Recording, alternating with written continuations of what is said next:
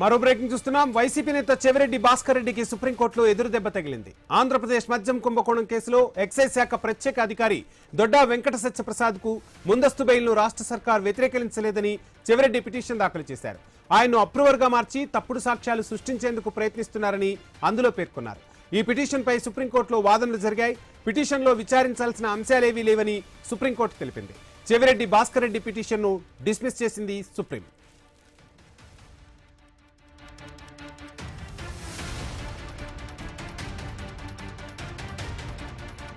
YCP నేత చెవిరెడ్డి భాస్కర్ రెడ్డికి సుప్రీంకోర్టులో ఎదురు దెబ్బ తగిలింది.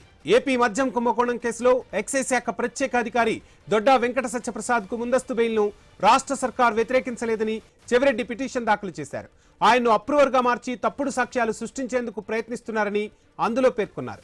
ఈ పిటిషన్పై సుప్రీంలో వాదోపవాదనలు జరిగాయి. పిటిషన్లో విచారించాల్సిన అంశాలేవీ లేవని సుప్రీంకోర్టు తెలిపింది. చెవిరెడ్డి భాస్కర్ రెడ్డి పిటిషన్ను డిస్మిస్ చేసింది సుప్రీం.